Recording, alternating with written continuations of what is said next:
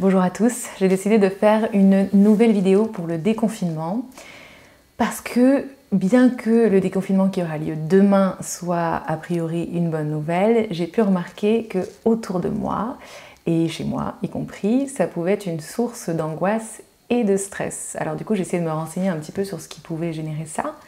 En dehors du fait qu'on a chacun nos propres problématiques liées à nos choix de vie, il y a des points qu'on peut retrouver un peu dans les angoisses communes des uns et des autres. Et la première, c'est que pendant ces 2 mois de confinement, on a mis en place de nouvelles habitudes et que du coup, c'est devenu notre nouvelle zone de confort et que maintenant, sortir, c'est sortir de sa zone de confort et reprendre sa vie, c'est sortir de sa zone de confort. Et ça fait toujours peur.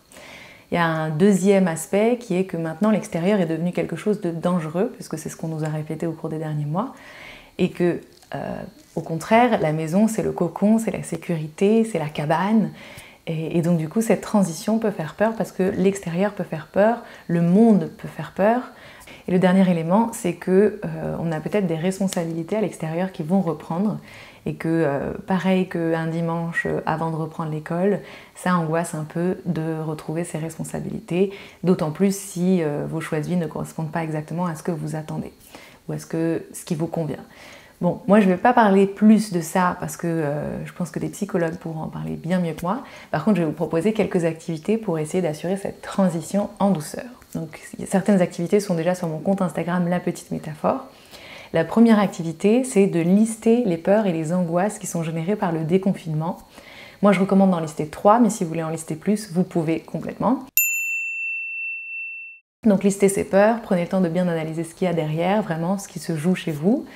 Et une fois que vous avez listé ces peurs, vous allez pouvoir les représenter. Donc là, on va essayer d'être assez enfantin. On va laisser parler son enfant intérieur et on va représenter chaque peur comme un monstre. Petit, grand, vous pouvez le représenter sur une petite feuille, sur une grande feuille, comme vous voulez. Essayez de créer un monstre assez précis qui représente cette peur. Amusez-vous à faire cette activité, ça va vous permettre vraiment d'expulser tout ça, quoi.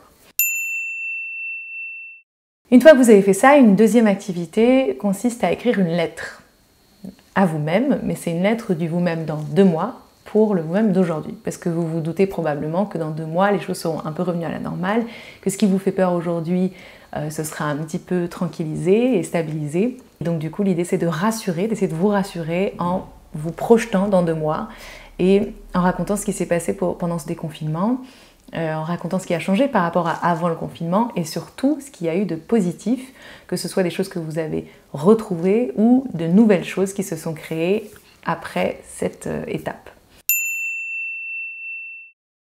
La troisième activité que je vous propose, c'est de créer un totem de déconfinement. Donc vous vous rappelez que quand on était bébé, pour nous aider à accepter les moments où on était séparés des parents, on avait des objets transitionnels comme des doudous par exemple. L'idée c'est de créer ce genre d'objet transitionnel pour passer de chez nous à l'extérieur. Donc il faut que ce soit un objet qui vient de chez nous. Alors potentiellement il faut que ce soit un petit objet et moi je conseille que ce soit un objet aussi plat et je vais vous expliquer pourquoi. Donc moi j'ai ces petites pierres, alors j'ai pas de mise au point automatique donc je sais pas si ça se voit très bien, mais j'ai cette petite pierre. Et donc ça va me permettre de la transporter avec moi dans ma poche et de pouvoir la sentir quand j'en ai besoin.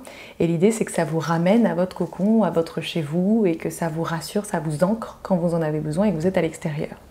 Pourquoi est-ce que je vous ai dit d'en prendre un plat ? Parce que si vous pouvez, si vous avez la place, moi ça va être un peu juste, mais si vous avez la place, vous pouvez écrire dessus une intention de déconfinement. Quelle est votre intention de déconfinement ? Qu'est-ce que vous souhaitez mettre en place pendant cette nouvelle étape ?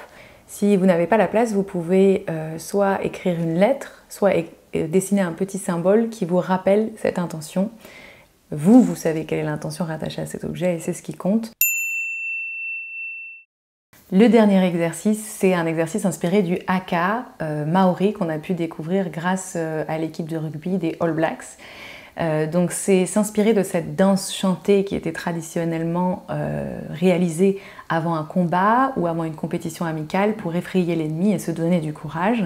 Et donc créer un haka de déconfinement basé sur 4 ou 5 mouvements un peu combatifs. Vous pouvez ajouter du son si vous voulez, vous pouvez aussi le faire sur de la musique si ça peut vous encourager, si ça peut vous aider. Et si vous êtes à plusieurs, si vous êtes en famille et si vous êtes avec des enfants, ça peut être drôle de le faire à plusieurs, voilà, pour se donner un impulse et du courage pour lundi. Si vous sortez lundi, peut-être que pour certains, il n'y a pas grand-chose qui vont changer puisque vous allez être en télétravail, mais en tout cas, l'idée c'est de s'amuser à travers la danse. Voilà, j'espère que ces activités vous plairont.